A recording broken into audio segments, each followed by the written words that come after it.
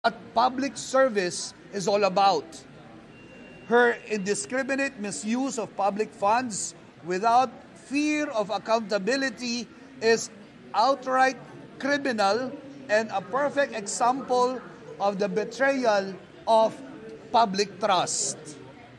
Today, we call upon the institution of the Ombudsman to put an end to this mockery of the system of checks and balances as enshrined in our Constitution.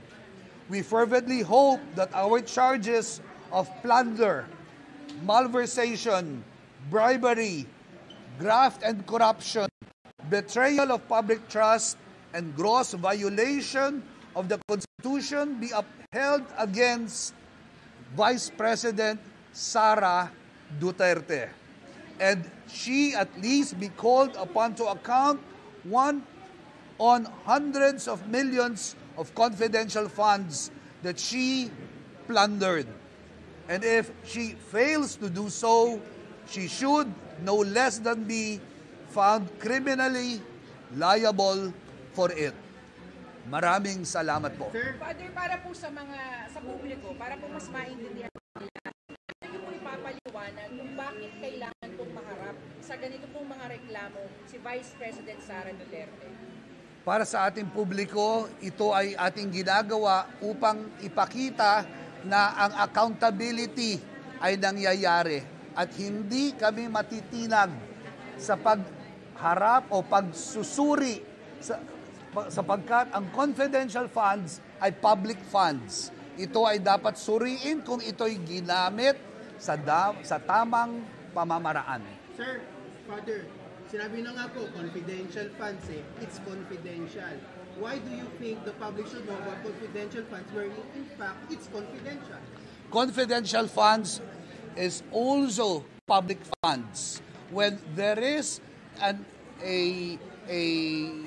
when there is the slightest feeling and sabihin nating pagdududa na ito ay ginamit sa maling pamamaraan, then the confidence by nature is preceded by accountability. Hindi dapat magtago ang isang taong gumamit ng confidential funds sa confidential nature. Accountability takes precedence before that confidential fund. Pero pa, sir, kasi baka yung confidential funds ito will concern national security. Paano kung ma-divulge yung mga sinasabing code names? Hindi po ba dapat ang national security will be first and foremost before your accountability? Tama. At ito yung dapat nilang ipaliwanag sa tamang plataforma. Ang problema, hindi naman nila pinaliwanag na maayos eh. Very evasive sila to begin with. And COA itself has already determined that there were misuse and there was a manner of the confidential funds not brought to its proper use. Father, ano po ba yung malinaw na nailista nyo po doon na mga nagawa po ni Vice President Sara at ng DepEd at ng OVP? To begin with, meron tayong nakitang 612.5 na pera na withdraw, na ginamit, ngunit hindi maipaliwanag. Yun ang isa sa nais natin hanapin, harapin, at mapakinggan kung ano nangyari dito. Saan po kayo ka-confident na uusad to under Ombudsman Boying Rimulya? With the prayer, with the facts that we have presented and have assigned our signatures, we pray that this will be heeded and uusad ang kaso upang mapanagot kung dapat may panagutin. Kung walang tinatago si Sara Duterte, humarap siya. Pero Sir Father, kasi of course, sasabihin ng mga supporters ni Vice President Sara Duterte, it's just a political ploy. I mean, lahat kayo galit kay Sara Duterte. You want her out of Vice Presidency. Anong masasabi po? Galit po tayo sa nanggagamit. Galit po tayo sa kasinungalingan. Galit tayo sa nagbabaluktot ng katotohanan. Walang politika dito. Bilang pari at simbahan, the truth has always been enshrined in the gospel, and that is why I'm here. Pero sir, pinag-isa natin na gagawin ni Ombudsman Rimulya VP Sara Duterte is impeachable officer and thus may immunity from suit din siya in a way. Father, ano po yung naasahan natin sa... Not the Vice President. So, can you clarify that, To sir? clarify that, I'll allow my friends to also respond to that, please. Lapit ko kayong korte. Si VP Sara Duterte po ay hindi immune sa kaso, no. Nakita natin sa deliberation ng House of Representatives at ito ay sworn statement ng mga empleyado mismo ng DepEd yung abuse sa paggamit ng confidential fund. Pero yan pa na ebidensya na hindi lumalabas, hindi pa natin nakikita ang bank account si VP Sara, hindi pa lumalabas ang report ng Department of National Defense kung saan nga ba dinala ng pondo saan dinala yung pondo na binigay sa security ni VP Sara. Yan po ay may malinaw na kautusan namin investiga ang DND pero hindi pa nakikita. So naniniwala po tayo na with this petition for the Ombudsman to do further investigation, in fact, mas makakalinaw to sa lahat. Lalabas ang facts, lalabas ang ebidensya, at mas makakalinaw ang taong bayan kung paano nga ba inabuso ang pondo ng Ma'am, yung confidential fund. pagbubukas ng mga bank account, gaano ka-importante po ito para po sa inyo? Importante yan kasi dyan mo makikita yung flow of money. Yan ang mag-establish ng kaso ng plunder. Paano siya nakikinabang sa mga pondo na dumaloy sa bank account si VP Sara. So magandang magkaroon ng disclosure mula sa Anti-Money Laundering Council patungo sa Ombudsman. At yun yung inaasahan natin. Dahil yun naman ang function ng Ma'am, you Ombudsman. mentioned po yung mga fictitious names, yung Mary Grace Gatnos. Go ahead na. Yeah, so lumabas naman yan sa public hearing natin, mga fictitious names, no? At malinaw na may proseso kung paano hindi mako-compromise ang national security. Alam niyo po, yung confidential fund, kahit sinasabing confidential, may malinaw na parameters kung paano ito ginagastos. Hindi po ito kitty fund ng mga politiko. May malinaw pong objective, purpose kung paano ito gagamitin.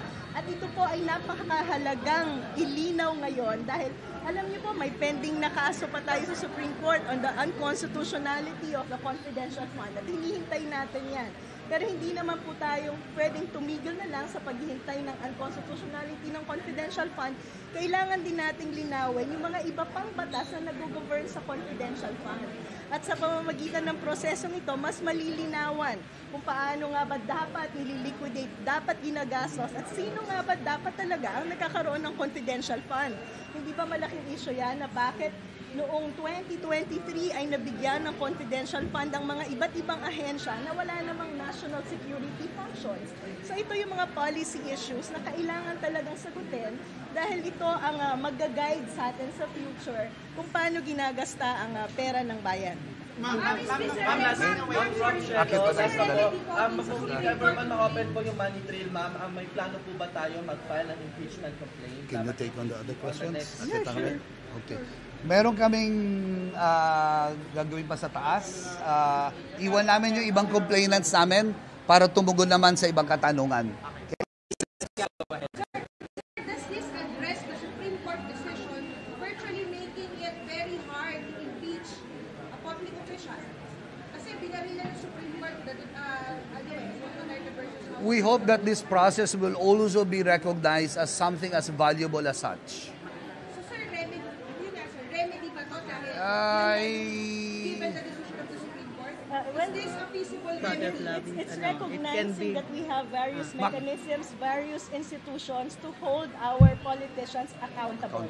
And we have to make sure that these institutions are working for our interest. Sige po. With regards to that question, Sandali lang.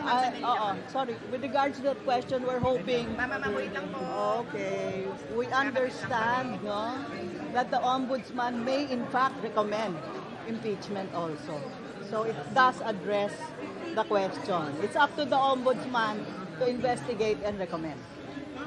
Question lang po, ma'am, kasi of course, this is all, of course, her supporters will claim that this is all politics. It's all against the notion that she will run in 2028 at parang pinipigilan niya siya tumakbo against dun sa will of her supporters to run for president. What's your thoughts about it? Kasi parang it's all planned eh. Parang sinasabi ng supporters na it's all planned against a possible Sara Duterte run in 2028.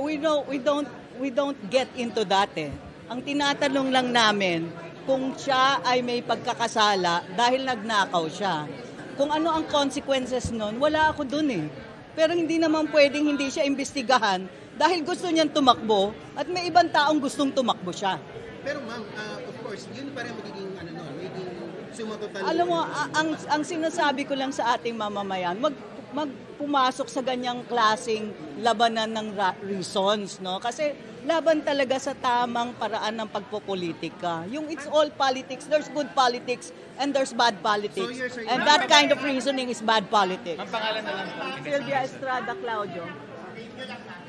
Sylvia Estrada Claudio. Thank you, ma'am. Sylvia Estrada Claudio. Thank you, ma'am Sylvia. Okay.